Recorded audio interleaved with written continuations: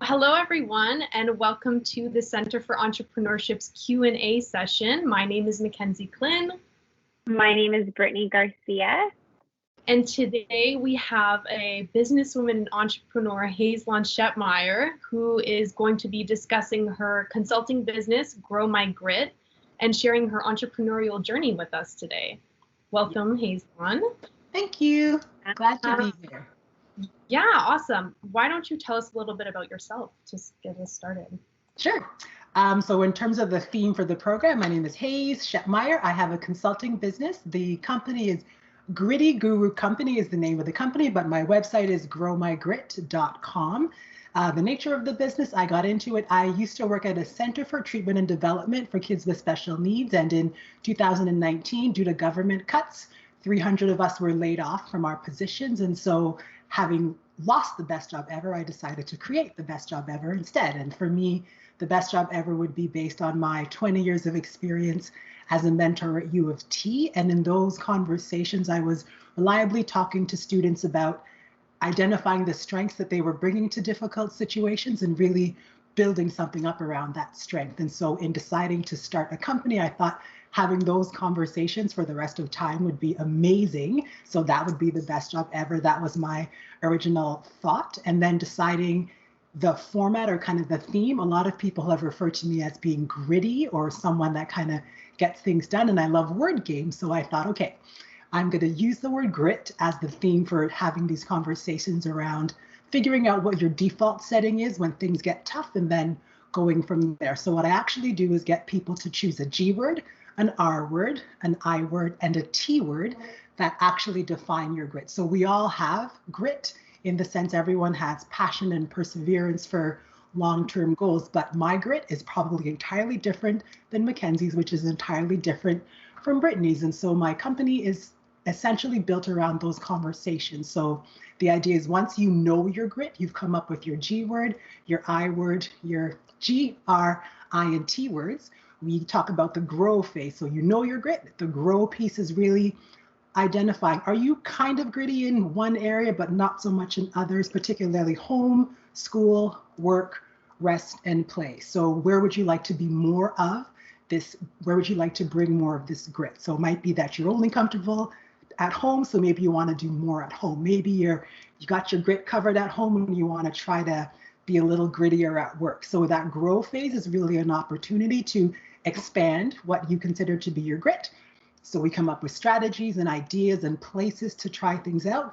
And then the show your grit phase is a chance to actually implement those strategies. So if you said you're going to speak up at a meeting for the first time, we're going to collect data on that. So you have 6 meetings in the next 6 weeks. How many times in those meetings did you speak up? So again, my model is around knowing your grit, growing your grit, and showing your grit. But that's literally how I ended up in the business. Having lost the best job ever, I thought I would make the best job ever because that just seemed like something that was possible and has totally worked out. So that's how I got to where I am. So that's what you would say is like your inspiration for starting the business is your previous background.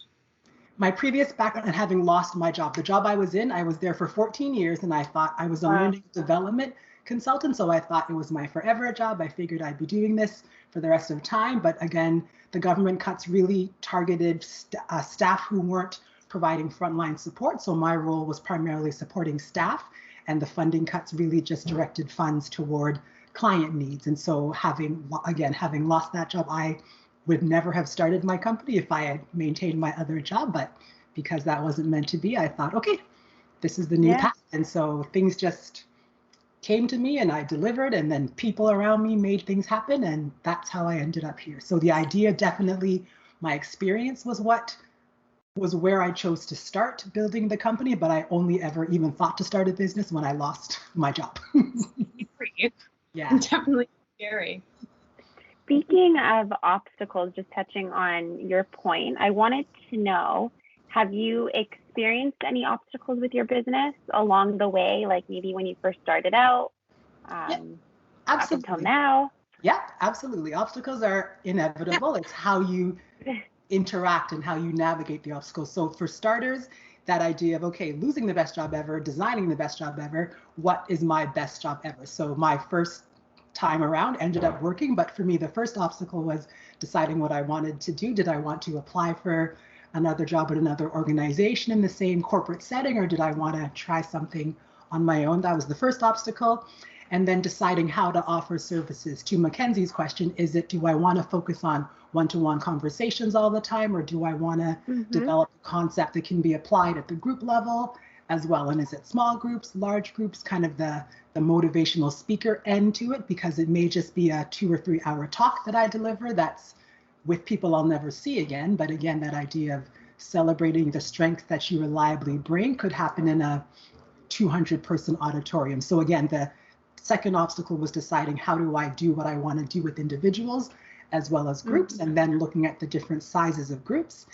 And then in terms of 2020 being specific to obstacles, I had quite a few workshops designed to be delivered in person in early March and April of last year, which were obviously canceled. So by June, I started delivering workshops online, which hadn't ever crossed my mind. So in terms of obstacles, I had to get a Zoom account and then figure out how to incorporate a lot of the interaction that I love to do online. So the obstacles of that particular year, definitely that mindset of, okay, if this is what we're doing and we're clearly not going to be in person for a while, how do I shift what I'm used to doing to this new world? So those are kind of 3 obstacles that definitely impacted my train of thought, but I was able to navigate with support from amazing community. So yeah. Definitely that's what you don't have been interesting for a lot of business owners, especially if you're not used to it, right? Yep. And it's just learning. Other people are doing it, so it can be done. It's just not my first choice, but I'd rather have a second choice than no choice at all. That's my G. Gratitude. What have you found is like the best way for you to market your business? Is it person to person, or online, or referrals? Yeah. So my preference, I'm very much a word of mouth person. And it's a funny question that you asked because it ties to the idea of advice for entrepreneurs. So the last place I'd ever choose to be is the internet. And so I know that's important for businesses. So my preference is word of mouth, having conversations, but knowing the importance of being online. I've actually hired a social media manager and an online influencer because they love Instagram and Facebook and Twitter and Instagram, Twitter, LinkedIn, and Facebook. Those are the 4. And so my marketing strategy is to know what I love to do and what I don't love to do, and then hire people to do the stuff I don't love to do, because I know it's important. I know it's meaningful. Yeah. So my marketing picture is full, and literally they tell me, okay, make a video about your favorite things, make a video about the contributions from different authors to your upcoming book. So they tell me what to say and do, what would be successful online, and then I produce it, and then the posting and all that stuff is responsible. That's kind of what they do. So a short answer is my preference, as Hayes, I'll talk to people about what I do and then invite people to kind of say, word of mouth is the greatest compliment to me as a service provider in that sense. And so whether it's you post it on whatever your favorite media outlet is, that's great too, because everyone expresses the way they do. But for me, I had to hire people to do that, and which is equally important, my jam. Yeah. I bet so you get a lot of referrals though, because when people go through your program, they probably experience like a very big change in their lives. And I feel like that's the best way to get someone to talk about your business, right? Absolutely. Yeah. And what I love about the model or the approach I take is I did it with my U of T students is that I'm essentially providing a mirror. I'm just giving you a way to identify what already exists inside of you. So it isn't that I say, hey, Brittany, here's a G word, R word, I word, and T word that I think describe your grit.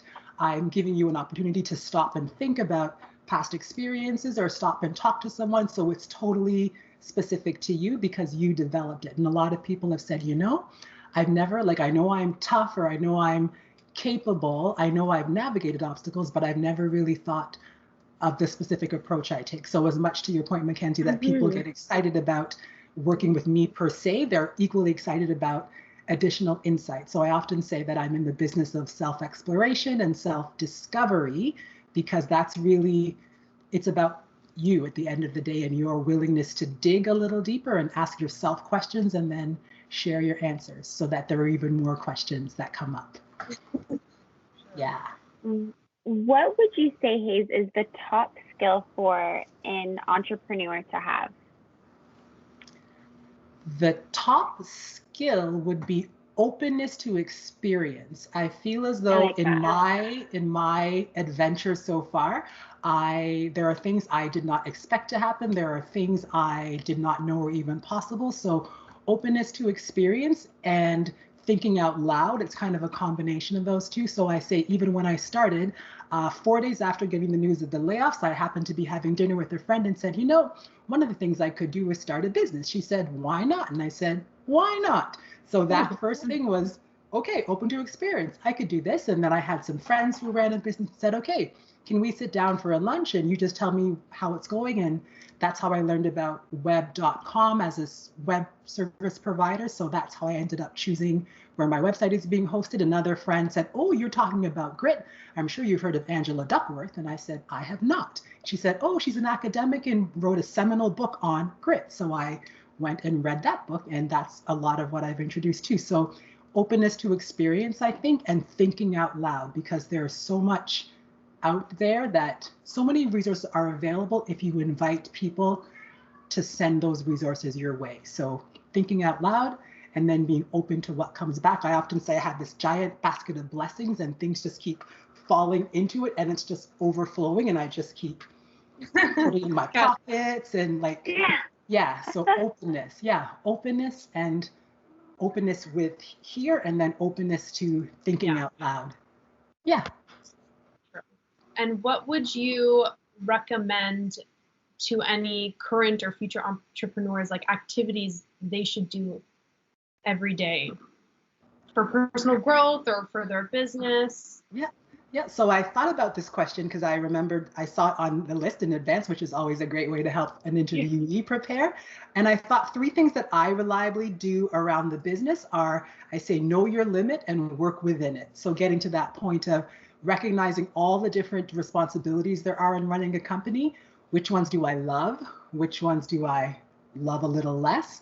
And really paying someone to do the things that I don't love. So again, web design, the time it would take me to learn how to create a good website and then do it is like it would take me years to figure it out. So I'd rather work a little harder, consult a little more, and then have enough money to pay someone who does that. Again, the idea of I have a bookkeeper, I have an accountant, just all those things where I could learn it, but the amount of time it takes me to learn it is taking away from the actual service that I love to do. And the people I'm hiring, they love what they do too. So imagine a world where everybody was doing what they loved and paying someone else or bartering with someone else to do the stuff that wasn't as fun. So my first piece of advice would be kind of know your limit and work within it, because that's going to make you, that I find that brings me way more joy about getting the work done, because I don't have to learn things that I'm going to forget because I won't use the skills for kind of a long time and then have to relearn them in that way. So for sure that piece. Another piece, like I said, is that thinking out loud, because you can't even imagine what other people know. I find there's so much information that I don't know I need until I say it, and then someone has it, and then I'm just blown away because that led to additional opportunities. So constantly evaluate what you need to see happen or what you need to be moving in the direction that you'd like to go, and then share that information. The third piece is actually from a woman named Brooke Castillo. She runs what's called the Life Coach School and has a lot of entrepreneurial courses. And she said in one of her workshops that if you can make a job description of this for the CEO of your company and a job description for a technician or someone who's providing the service, and dedicate time each week to both of those roles, because it's easy enough to get busy providing the one-to-one consulting, providing the group consulting, but not thinking about my strategic plan for the year. Like, where else how am I gonna market my business? What other ways can I update the website? So really, I have what I call CEO blocks twice a week, where it's just 2 hours of kind of communicating with people who are making things happen that may not be happening this week, but that forward thinking. So again, advice to entrepreneurs, know your limit, work within it, think out loud on a regular basis, and then really take time to make sure that the CEO jobs are being done with the same frequency as the kind of practitioner, the person doing the work, because they're really two separate roles, and it's easy to get busy in one and neglect another. So that would kind of be those would be my top three. Unique answers. Very. What is your most satisfying moment since you've become an entrepreneur?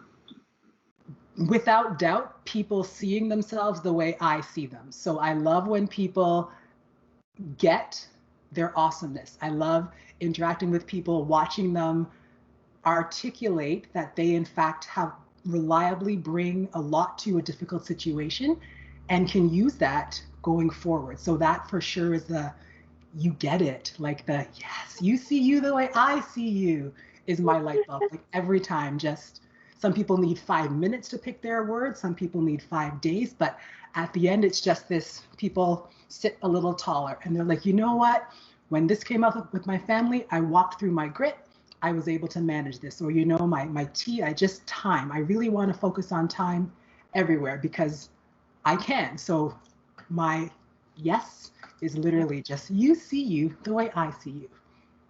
Blows my mind, opens my heart. I love that. Yeah, it's good. Even chatting with you over the phone on the weekend, I was like, I feel such good energy from this conversation. Like your energy and just you're very positive. Like I can imagine you've probably spoken to some people who, you know, the first thing that comes out of their mouth is a complaint, and you're just kind of like, you know, let's change the way we say things, you know, and that kind of starts changing the way you think about things and thinking about yourself. So I love that advice. Yeah. And to your point, it's that effort to really assess and explore your vocabulary. So if you need to complain. I would never dissuade someone for complaining, but at the end of the conversation, what can you do with that information? And if there's nothing, okay, where else can you direct your energy? So very much to your point that I will gladly hear anything, but I will attend to the vocabulary. You know, this never works out. Never, or not as often as you'd like, because those are two entirely different outcomes. I always fail people. Do you always fail people, or are there a couple of times in the last year that you can think where things, so really to your point, Brittany, that I often will call out some of those concerns and really just spend some time investigating, because we're so quick. People can be so quick to revert to the default, which is why when I define, people say, how do you define grit? I say it's my default setting in the face of obstacles or challenges. So where do you always go? And where else could you go? If you had a framework that gave you understanding of what you're reliably bringing, you would see obstacles differently, because you're like, wait, here I am. Before I get frustrated, I'm going to check out my words. I'm going to bring my grit, and I can probably do something differently than I would before. Yep. I have another question. It wasn't a part of the questions, but you also have your own book, I noticed. Yes. Yep. So in this book, you kind of outline all of these approaches? Kind of. Yep. So what the book is actually, the book is actually coming out on March 13th.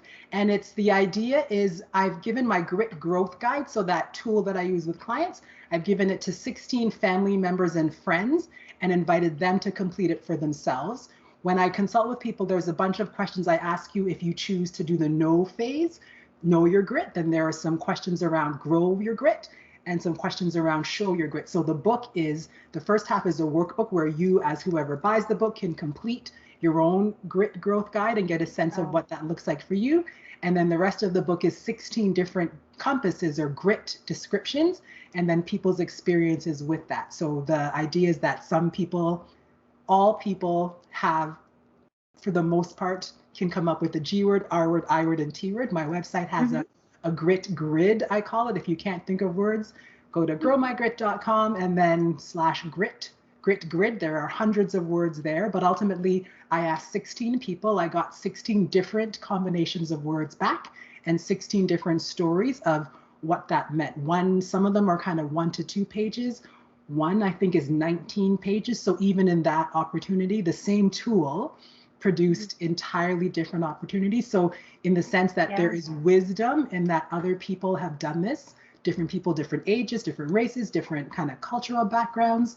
So the wisdom for sure is there. It's not all me. I did the intro and there's a conclusion, and then I talk a bit about my grit, but for sure the value and the excitement is that it's an opportunity, A, for you to complete this on your own, and then to read what 16 other people, what they experienced using the same tool.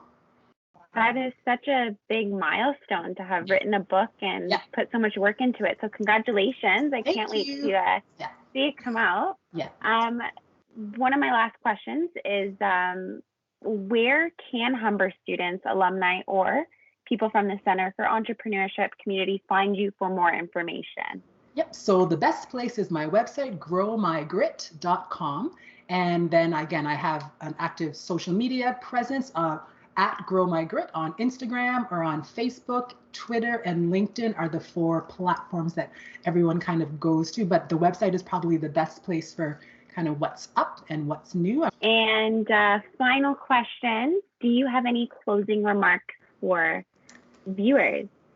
I do. And again, I wrote this down because you two were so kind to give me questions in advance, but I can be spontaneous, but I also like to be clear in the messaging. And so based on the work that I do and the success may be the wrong word, but the experiences that I've watched people have, I think my advice, I know my advice would be really make time for self-discovery and self-exploration. Whatever the format is, it's not one way or another. It could be different for everyone, but make time for self-discovery and self-exploration. Really get to know your default setting in the face of obstacles. So we have so many defaults, and we all do. Just really get to know what that looks like and question or invite some opportunity to do things differently than you've always done. Really get to know the strengths and resources that you bring to tough situations, because obstacles are universal. Change is a big obstacle. And what are you bringing to those obstacles? Because a lot of the time, that's where the power comes from. You don't necessarily need the advice of someone else or need these 6 things to happen often enough. So again, reliably kind of connect with the strengths that you're bringing, and then consider that there may be opportunities on the other side of obstacles. So part of the conversations I have is it's easy to get stuck on this side of the obstacle and make plans of how you're going to blow through it. But there are also opportunities on the other side. So those would be kind of the overall pieces of advice, that we have so much to bring, because obstacles are not going to stop anytime soon. So it's the approach that we take, which changes the experience and gives energy for the next obstacle, because obstacles and challenges are inevitable. It's how we navigate them that really defines us, and our energy and our time and our hearts. So that would be kind of my advice. Well, thank you so much, Hayes, for getting on a call with us and meeting with us today and answering all of these questions. We are definitely excited to edit this and send it back to you and put it all together. Yeah.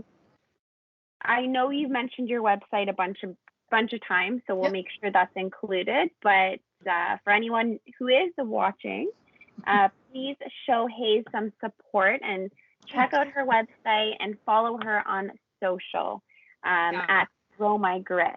Yes, thank you very much. Yes, that's the way to No go. problem. Indeed.